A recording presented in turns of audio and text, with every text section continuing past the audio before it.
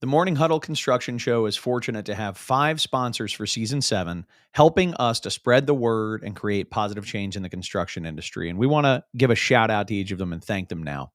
First is Katz Abosch. This is a middle market accounting firm with a deep specialization in construction, tax, audit, accounting, fantastic group of people. Next is Lawrence Law. This is a boutique law firm that works with contractors and helps them with their day-to-day legal needs as well as all of their most significant legal challenges that they might run up against. Lawrence Law. Then we have Sandy Spring Bank, which is a regional bank in Maryland with a group of people who really understand what the needs of construction businesses are and who partner with you to achieve your financial aims. So Sandy Spring Bank. And then we have Marsh McLennan Agency, bonding and insurance professionals who really just have unparalleled insight into the construction industry. They're the best in the business. And then lastly, we have Genesis AEC. And Genesis is a full service architecture, engineering, and construction management firm with a deep specialization in the life sciences industry. We also happen to have some of their folks help us with guest hosting from time to time. It's morning huddle time. Stacy, what's happening? Good morning. How are you? I'm doing good. I'm flying by the seat of my pants a little bit, but it's going pretty well. It happens. How was your business development boot camp? It was awesome. Thank you for asking. Yes, we had a group of people come in, from the DC area, and I think about half the attendees flew in from different places over the country. We spent 2 days on business development in the construction industry and taking that and having people leave with a totally fresh look at how to approach the industry, how to win work without being low, how to capitalize on the relationships we work so hard to develop, and everything from that to negotiation strategies and that type of stuff. I have a lot of confidence that the people who attended are going to be throwing a couple of points of gross profit to their bottom line here in the coming year. So it was cool. It was really great. We have our leadership development boot camp coming up in June. It's looking like we're going to get on a routine where we have basically one boot camp a month, and we'll be rotating them quarterly. We're going to be rolling out an estimating boot camp coming up this fall too. So nice, busy. So did they get to practice their negotiation skills? Yes, it's awesome. I know. I've been on courses like that. It's always fun. Mm-hmm. Mm-hmm. Yeah, I mean, when it all comes down to it, everybody's got to win.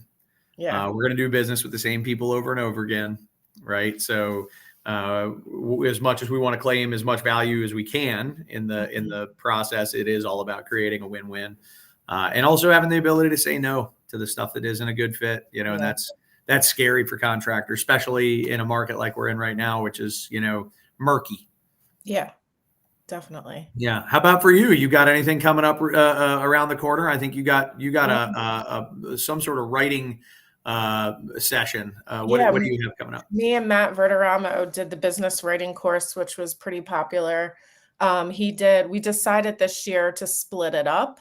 He was doing more of the fundamentals. I think he wrapped that up maybe like 2 months ago. And then we do a 2.0 version because people were asking, how can we use ChatGPT? So I've been learning all about that. It's been really fun and exciting. So kind of the beginner level fundamentals, but we'll be hosting that at ABC Metro Washington in Beltsville. Cool. In August. So Awesome. They'll be posting about that soon. So yeah, it's this, how and when to use AI, how to use it ethically, how to use it, so that you're not just lazy, type of stuff. I do see a lot of sales and marketing content coming my way that is so obviously, it's so obviously, AI generated that, I don't know, it makes me feel, uncomfortable with it because like I'm not even sure you're a real human. Mhm. When that comes across, like there may be a real human that used ChatGPT to send that thing out, but even so, I think figuring out how to use it, like I say, ethically and effectively, would be Yeah, good use of time. it's been interesting because I can see people on their AI journey where when you're first getting you don't really know how to use it, so, like, everybody just goes on this journey and you're like, "What? That doesn't even sound like you." And the more you work your model, then you come back to, like, who you are and how you can utilize it as, like, your partner and everything. That's a So good way of putting it. It's your partner. Yeah, if you Mhm. if you use it effectively, it can be your partner. I like that. Yeah, I get very little use out of it personally, but I know that most of my work is in person. You know what Yeah, I mean? It's yeah. most of my work is like that. But every now and again, particularly when it comes to like creating a spreadsheet that does the thing that I'm looking for a spreadsheet to do, that's saves me a pile of time. Yep.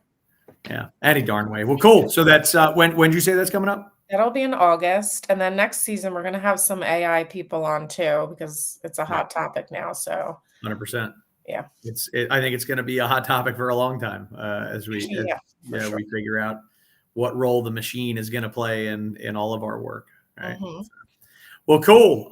Total non sequitur. Great opportunity to introduce our guest. I'll bring in Ryan Staten. So Ryan is a friend of mine, and he's also the managing partner of Staten Walsh. And I'll let Ryan describe in a little more detail. But this is a group that focuses, really heavily in the construction industry, working with construction business owners. And today we're going to be coming at this conversation from an angle of what do construction business owners do to generate more value in their business. But Ryan, thanks so much for joining us. Yeah, thanks for having me. Happy to be Yeah. here. So tell us a little bit more about Staten Walsh, just for context for our audience. Yeah, so we like to refer to ourselves as a wealth and business solutions firm. So a little bit different. I'll say by trade, we both started. My partner Devin and I started in the financial services world as financial advisors. We've taken a little bit of a different path than I think what most people would think a financial advisor does for clients. So we work, like you said, primarily with businesses and at the business level with construction and contracting companies. We have a few areas of practice. Corporate retirement planning is one. We do some specialty work in the Davis Bacon prevailing wage design with retirement Right. plans. Yep.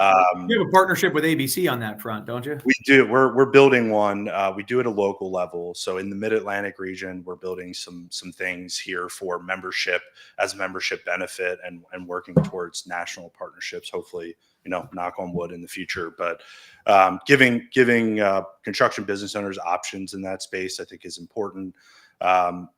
We have a business consulting division, which really focuses, and my background in the industry is on exit succession planning. So Yeah. I was very fortunate early in my career. I had a fantastic mentor. He worked in the trades, manufacturing, really kind of blue collar businesses.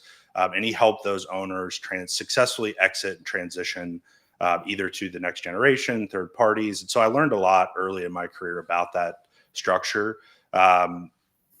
It dovetails really nicely with some of the stuff we're doing at the corporate level with the corporate retirement planning piece.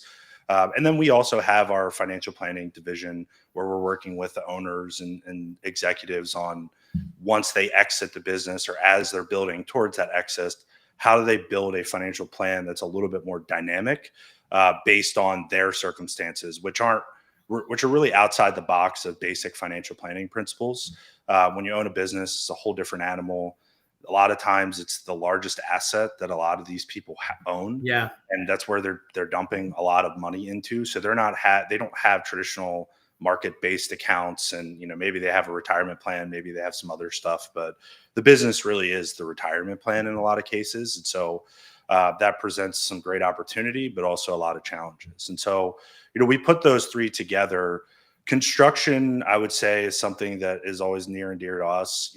Our background as founders is from blue collar backgrounds. Parents didn't go to college, worked in various trades and did things of that nature. And so we kind of saw that it was an industry, the workforce was underserved. And then we found opportunity over time where we thought our expertise was best used to bring all of that full circle to kind of provide a full suite of comprehensive financial education, wellness services, and consulting to everyone from the owner and CEO all the way down to someone swinging a hammer. Cool. That's awesome, man. Great. And so completely agree with your assessment of the need in that space. And certainly from my seat where, working with construction business owners all the time, I'll get into, the conversation with them about what's your vision financially, because the business is a vehicle to accomplish that financial vision. And it's really common that I hear, the business is my retirement plan, right? Yeah. Like that's the thing. So as a starting point, before we get into building value, I wonder what your advice would be in general to the construction business owner who has been thinking about the business as their retirement plan. Yeah, I treat it like it. And so what I mean by that is a lot of times business owners, there's really good practitioners or really good plumbers and electricians and other things, and they're not always great business owners. Right. And that's not a knock on them. It's just they're good at what they do. And Right. Owning a business is we're in this space. We're all business owners here too. And you know what it's like. It's a grind. There's a lot that goes into it. It's not just doing what you're good at. It's, being a CFO, a COO, an HR, generalist. You have to kind of know a little bit of everything. And so I think a lot of businesses, they pull a thread and they build a really good business, and then they wake up one day and they're like, man, I went from doing, residential jobs to now I'm doing massive commercial contracts, and I'm doing 30, 40, 50 million plus a year in revenue, and they don't really have a handle on it. They don't really understand what it's worth. And so, to that point about value, I always ask the question, like, what do you think your business is worth? Because they'll say it's my largest financial asset. Now, anyone who has an investment account, bank account, any financial account at an institution, you can log on and see the value of that right now. You know exactly what it's worth and what it's growing to become. With a business, you can't do that. You have to kind of understand, you have to take a step further and dig a little deeper into financials. And you get into all these like very complex metrics and calculations. And so a lot of times when we ask that question, I get blank stares back. Like, what do you think your business is worth? And, sometimes I'll get a, off the cuff answer. And sometimes it's like, I really have no idea. And so I think my point is to just bring that home is you have to start thinking about it the same way you would like a bank account. Like, you want to track value. You want to start paying closer attention to the things that are going to drive value for your business. Because if it is your retirement plan, how is it going to generate cash flow when you're not working in the business anymore and you've grown accustomed to a lifestyle of making a certain amount of money? Do you need that bucket of money to generate that lifestyle for you? And that's the difference between, earning money for a living and having, money provide that living for you at a later date. So I think most owners don't look at the world that way. They're just like, on to the next contract. How can I, keep moving forward and keep growing without any exit or continuity plan in mind? Yeah. What are some of those metrics to value your business? Like, what should you be looking for? Yeah, so there's a lot of different valuation methodologies out there. What I'd say is, generally speaking, you're taking a culmination of all the business financials and you're trying to determine what an enterprise value is, or a couple terms that get used in the valuation world. There's enterprise value or fair market value. There's an asset value.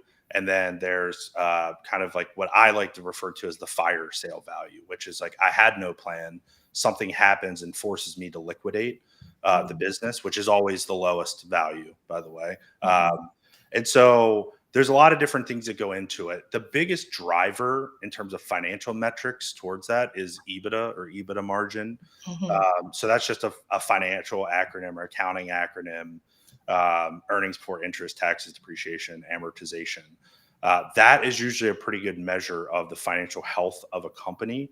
You want to see higher margins. Now, construction is a little bit different because lower margins are more common. Like if you have a 10% EBITDA margin in the construction world, like you're crushing it. So it's trade specific too, but it is. Yeah.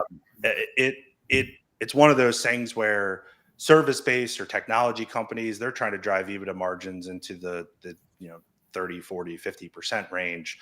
Construction, you're just climbing a battle to get to double digits. You're climbing a pretty tall hill. And so that's usually a big indication of financial health. It means that you have, sufficient cash to reinvest in the business.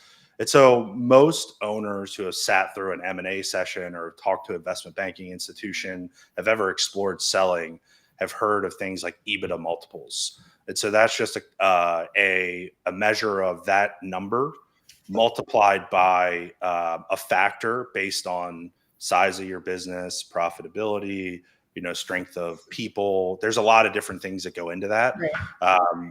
And we came out of pre-COVID, and even in the early stages of COVID, this period of time where like there was, a lot of monopoly money being thrown around in that space, and we kind of got brought back to reality with higher interest rates and a lot of stuff going on in that space. And so I think most people like to hear about it. I don't think that a lot of business owners fully understand what goes into it. And so there's a lot of education that we do in our conversation of like, yeah, you heard of the one guy that got a 10 times EBITDA margin when he sold his business. Like that's probably not reality for you. And so a little bit of the conversation is discovery, reality checks, and then education moving forward to say, here's what like the world actually looks like on the other side of this. Yeah. Thanks. Yeah. So in addition to EBITDA, are there other markers that measurable markers that you look at as potential value drivers? Yeah. So one that I've seen get a lot of attention in construction specifically is the backlog to revenue ratio. So it's basically like what work do you have contracted compared to your annual revenues? And so it's a good indication of future cash flow forecasting in most cases. And so that was one that I would say 5 years ago never really came up a ton. I mean, it was there, but it wasn't a big focus. I think there's such a large, maybe in this, regionally focused in the Mid-Atlantic, there's such a large amount of contractors that have backlogs that if anyone's in the middle of that cycle and they're looking to sell, it is a value to the potential buyer because it shows that there's cash flows on the other side of that acquisition. And so it's a measure to show that you're well positioned to scale in the future because we have contracted work coming on the back end of what's already being completed. Yeah, it's a demonstration that your future EBITDA should look the same or even better than what your current profit is. Yeah, it makes it much easier to project. And I think that's really why it's valuable is that a lot of times when you're going through business transactions in the M&A world, you're doing future cash flow forecasting based on assumptions. Contracted work is, it technically is still an assumption, but it's contracted work. You have something legally binding saying you have this revenue coming as long as you complete these tasks or this work for a general contractor, owner, whoever it may be. And so if it's even better if it's backed by a larger reputable company, major general contractor, a lot of times you could see that be a value add when we're talking about financial projections. I would say the other one that we're seeing a lot more is debt to equity ratio. So capital structure of the company. Debt is a big deal right now because rates are just higher than they have been in years past. And so most companies in the M&A world, especially in private equity, which has kind of started to get into the construction acquisition business, they don't want to buy debt. They want to buy assets. And so everything they're looking at is kind of net of all of those obligations. They want to get those off the books. They want what they call healthy leverage. And so healthy leverage is using financing for growth, not to keep your head above water. And I think that's a big it's a big driver of value from a financial metric perspective, because if you have debt on equipment or things like that, that's not a huge deal. But if you have a huge working capital line of credit that you're using to cover your payrolls week to week, it's not going to reflect greatly when you're going through that valuation process. And so debt to equity is an important one. It's one that gets a lot of focus, and one we've seen come up in conversation. A little spin off of that, working capital in the business has also been something that's been a point of focus, because somebody's buying, their assumption is that cash is leaving. If an owner's leaving, there's going to be some cash distribution from the business, but they want to see a track record of healthy working capital so that they know they can cover expenses and they are not going to have to go into debt potentially or raise additional cash to keep the business afloat. So those are just some high level financial metrics that a lot of auditors and CPAs and folks like that will get into during the due diligence process of an acquisition. Cool. So we want to drive profit, and EBITDA is a big fancy word or term. And if you break it down into its component parts, it's construction companies, particularly self-perform contractors, are going to have significant depreciation and amortization, factors. And so there is a reason to focus on EBITDA as opposed to net profit. But for the sake of this conversation, we're talking about driving profit. Sure. Right. So that's one. We want to drive profitability. We want to drive profitability with taking on minimal debt. We want to operate in a cash zone to the ability that we can, so that we keep the debt to equity right. And we want to maintain strong working capital. What all of these things start to sound like to me is okay, so you're a business owner. I know you just made $2 million. You got to keep most of that in the business. Is that the kind of conversation that you're having with these guys? Yeah, it's a tough conversation to have. So to our original point, treating it like an asset that you want to grow, what we tend to see is that, and sometimes this has to do with the structure, the corporate structure of the business or the tax entity structure.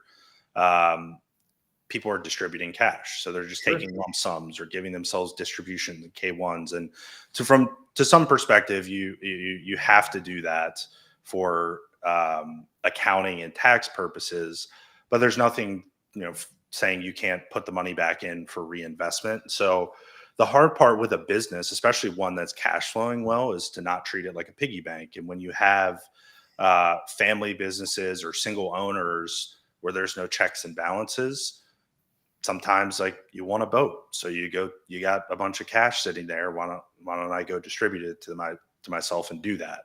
And that could be reasonable to do. It could not be. And that's something that I think the reinvestment into the business, just like you would with another company. So I always liken it when we're in these conversations with an owner, I'll use the traditional stock market as an example. Like when you buy a share of a Procter and Gamble, for example, sure, and you buy it because you think it's a strong company, they have a ton of reputable brands, they pay great dividends. When that dividend comes, 9 times out of 10, you're not taking it as cash, you're reinvesting it. A business is the same. Your stock and your ownership in your business is the same. And so when that business produces a dividend or a distribution, you have a decision to make. I can put it back into the business and try to compound that growth by growing my business, or I could take it as cash and I'm going to take away from that potential for future growth because that cash is not there to reinvest, to buy things, to reduce costs in other ways. And so it's very much the same, but it's interesting when you use public markets versus private markets, people their brain switches. Yeah. It's more real and tangible, I think, when you own the business. It's real cash. When you get a dividend from an individual stock you might own in a portfolio, it doesn't feel as tangible. And most institutions are set up to just kind of reinvest that. So we have to kind of shift that thought process a little bit, say look, it's reasonable. You want to pay yourself well, you want to create a good lifestyle, but if you want to create an asset that will grow, that you can maximize value, you're going to have to leave some money in the business. You're going to have to reinvest some money in the business. And there's no way around that. And if you have partners, sometimes it's even more challenging because everyone has different life circumstances. So you got to get everyone on the same page. And so it's a little bit of like our job. And I always tell people this, like our job is a little bit of economics and psychology blended together. We're kind of playing counselor at the same time. We're trying to help people make smart money decisions. And that could be a little bit challenging because it's all, there's emotional attachment to all of this. And so it's tough when I go to an owner and say like, hey, I know you thought your business was worth 10 million. It's actually worth 3. And, what are we going to do about that? So that there's a lot that goes into that conversation, and how do we turn things around and, push things in the right direction. And, we don't do that alone. We have help of the other trusted advisors that are around these folks, but it's an important conversation to have so that we can push everyone in the right direction. Yeah. Fantastic. Yeah. I think there's, it's very easy for owners to lose sight of the difference between my money and the company's money. Yeah. They look at all the company's money as my money. It's in a very real way. It's just your future money or your right now money. And, which is your priority.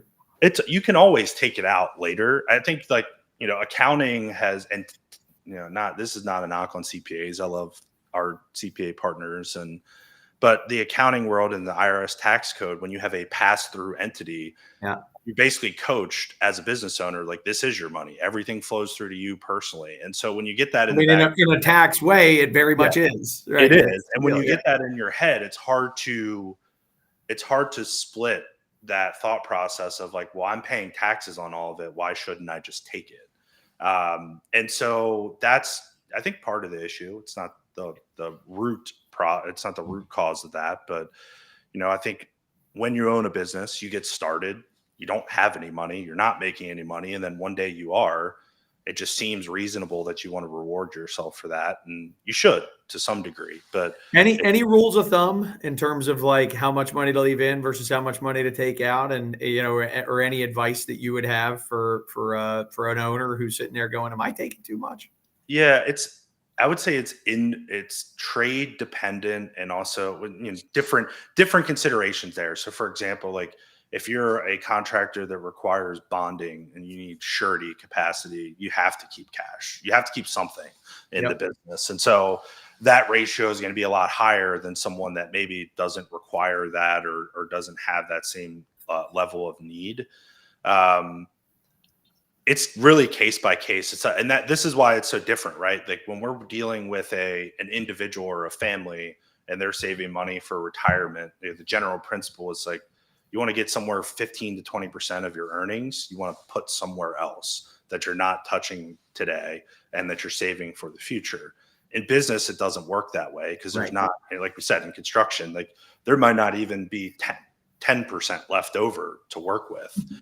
And so from a revenue perspective, there really is no rule of thumb or percentage. Yeah, not from a revenue perspective. Yeah. And even from a profit perspective, I mean, I would say you could use the same philosophy of like taking 20% and reinvesting it in your business, but it's going to change year to year based on market cycles, backlog, contracts, what kind of what cost you're going to need to carry, purchase of new equipment. So how fast do you want to grow? How much do you want to grow? Right. I mean, if you want to grow quickly, you want to leave as much as you can. I mean, I would say you take what you need to live off of and everything else stays in the business. That's right. Now that's a subjective measure of what you need to live off of because, if you want, I need $1 million.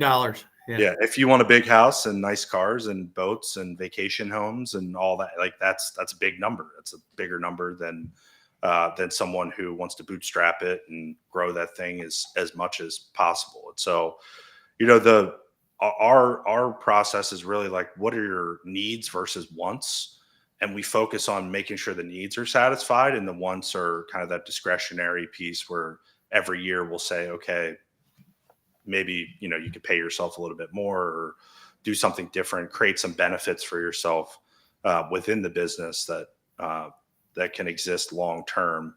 And I would say if we're realistic about it, most business owners do pay for some of their lifestyle out of the business to begin with. So, No. I thought that was secret. No. No, yeah, no. I mean, it's the worst kept secret in the world. But Right.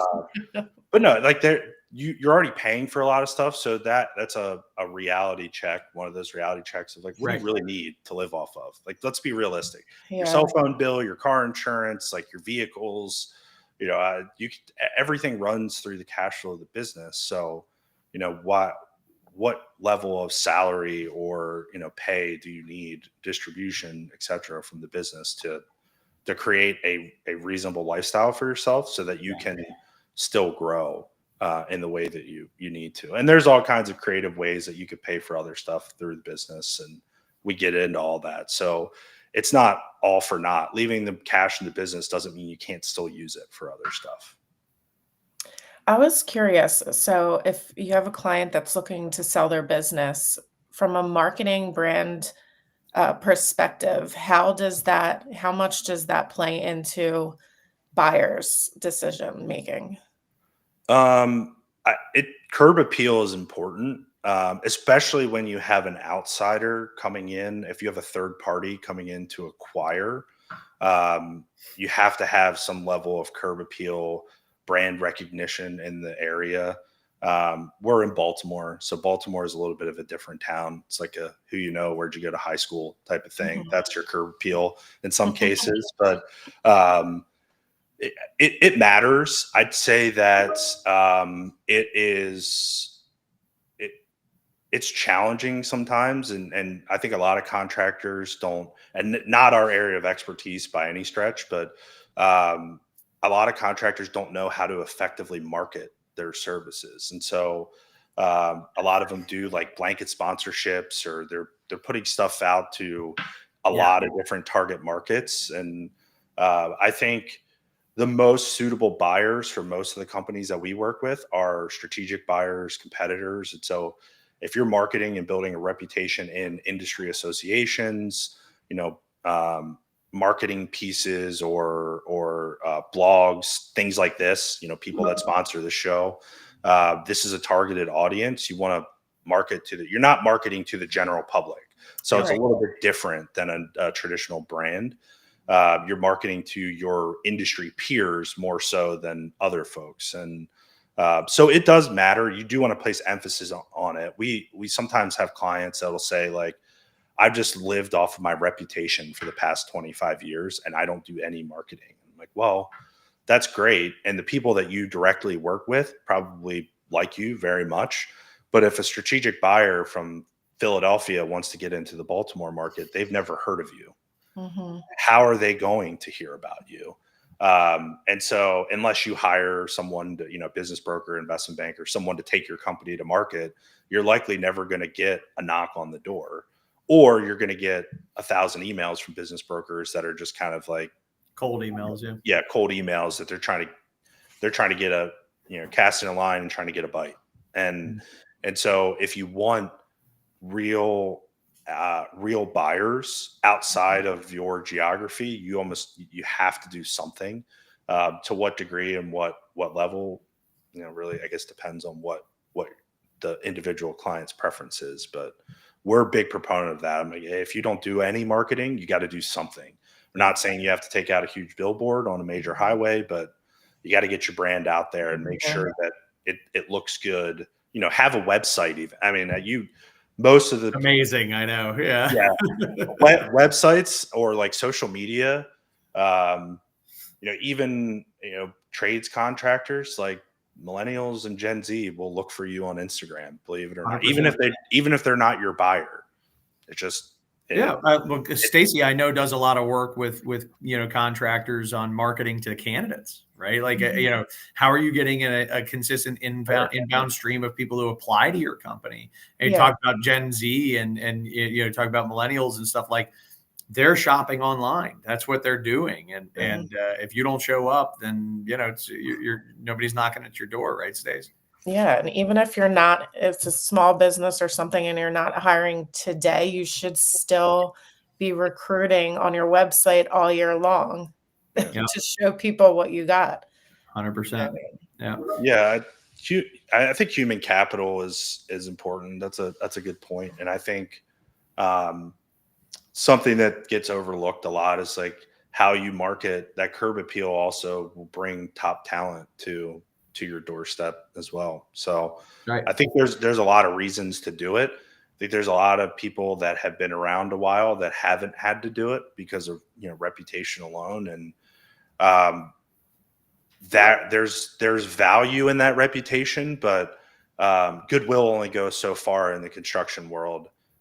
When the next person takes over and you're no longer around, how does that is that tangible value that can be transitioned to the next owner or executive of that company? And sometimes maybe yes. Most of the time I'd say no. We've spent a good amount of time talking about the metrics that drive it and some of the other factors that lead into driving value. I think one of the things that I have learned and that I observe all the time is that the importance of having, it impacts both your valuation and the terms for the owner. Most owners don't want to exit the company and then go to work for somebody else for the next 20 years, right? When they sell the business, they want to be pretty close to done, if not done right away. How important is it for owners to essentially be out of the day-to-day in order to sell? The most important. Owner dependent businesses are always the least valuable. It's not just my opinion either. We've seen it play out. And so creating systems, processes, people, again, I always go back to this private equity example because that's where the most money was exchanged in, the height of M&A. They look for strong management teams. And that means without the owner. Right. Can this business survive on its own if the owner is not here tomorrow?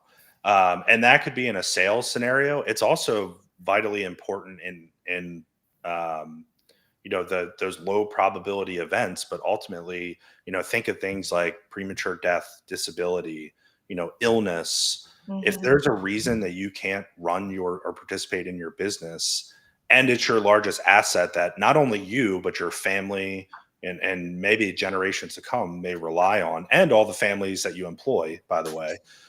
If the business can't run without you, it's not really that valuable, frankly. And so from a buyer's perspective, they're going to look at that, but just from a risk perspective too, having that level of planning, continuity, putting the right people in the right seats is really important. And I think, again, another thing that gets overlooked, and that is one of the most important things, and I would overemphasize how important that is because it plays in every scenario, like catastrophic all the way up to perfect world, and someone's looking to pay me a ton of money to buy my business. Yeah, there's no downside. Yeah. So if you do it and you do it right, everything is. We like to use the term self-completing. So eventually you're going to exit your business either voluntarily or involuntarily. There's no doubt about that. We can't avoid, the certainties in life. Everyone says death and taxes, big part of exiting a business, both of those, both of those factors. So those are unavoidable. We have to plan for them, even if we don't have a plan to leave at any point in the near future. Even if you're in your early stages of your business, you got to plan for what happens if, circumstances change. So, you touched on leadership. So is there an interview process for buyers when they're like looking shopping. Are they allowed? Yeah. When they're shopping, It's not just the business owners. Are they allowed to meet the team and everything? They can be a lot of times in M&A. It's part of that process, the due diligence. So they'll look at they'll audit financials. They'll also audit the operations of the team. I mean, they're auditing everything. If you have a legitimate buyer, especially an institutional buyer, they're going all the way down. They're going a mile deep on everything. I mean, they're looking at financials, people, benefits, risks, liability, credit. I mean, everything from A to Z. And so it is a full scope evaluation. Yeah, it's invasive. Yeah, it is. Does that usually take? I mean, most of the time they'll give it 60 to 90 days, but if they find problems, it could be longer. I mean, all the things we talked about, there's a lot of potential trap doors or deal killers built into those concepts. An example of that is like benefits plans.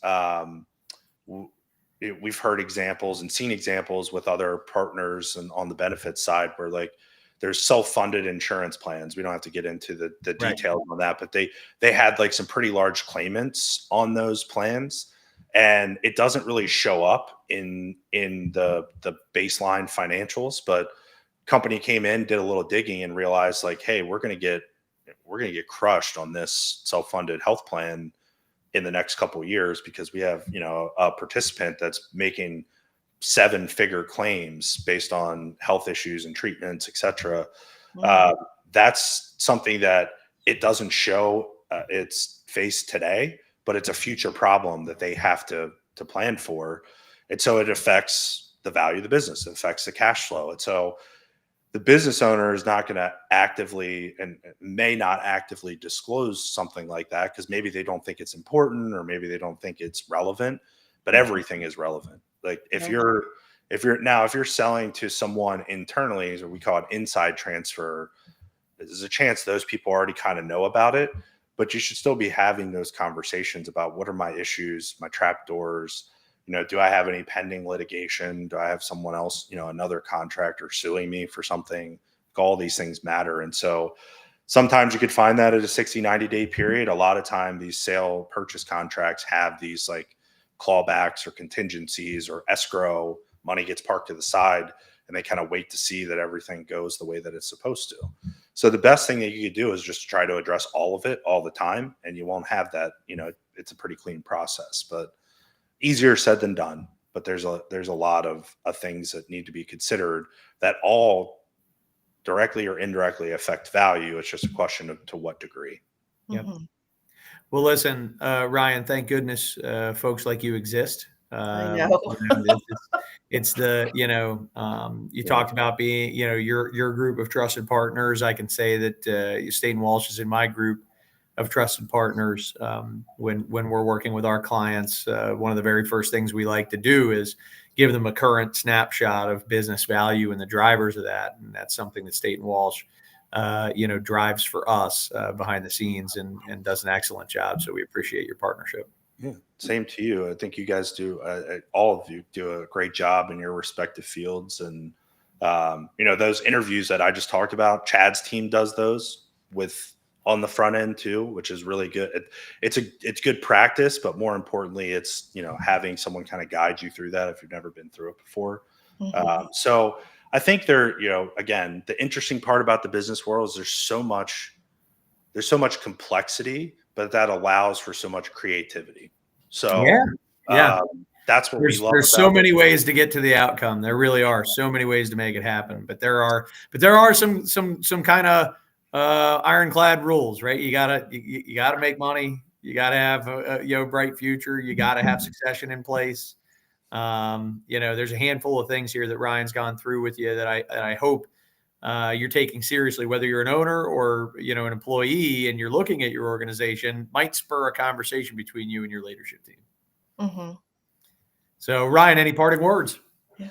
No, I appreciate it. I think, biggest takeaway for anyone out there listening would be, if you haven't done any planning or everything that I just said sounds like a foreign concept to you, talk to someone about it. And there are tons of folks out there, our firm, folks like Chad, Stacy, they all cover things that we talked about.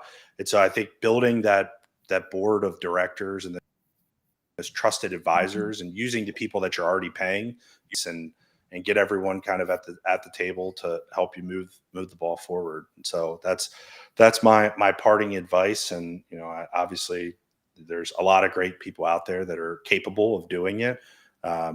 And, you know, we're just here to help drive value for the construction industry and serve what I see as an underserved industry in our area. Well, thank you so much for being Thank on. you. I'll see you soon, my friend. All right. See you. Thanks, guys. See ya. All right, Stace, what are we doing next? What's So next? we have our final episode for this season. We're interviewing Ryan Eisenhower Ike to talk about mentorship in construction. He's gung-ho on that. He's a really entertaining person. I've been following his channel for quite some time. So I'm excited to finally meet him, and we'll get to talk to him about mentorship. I think it's really for mostly project management roles. Cool. So we'll dive into that, and then we're gonna start. Well, we are filling up guests already for next season, and then For we the pick fall, back yeah. up in September. Yeah. So from September through just about right in the middle of December or something along those lines, you know, if you or somebody you know is creating positive change in the construction industry, please reach out to us. We'd love to consider having you as a guest on the show. Yeah. All right, All Stace. right. Well, have a Yes. wonderful week. I'll talk to you soon. Okay. Sounds good. See See you, everybody.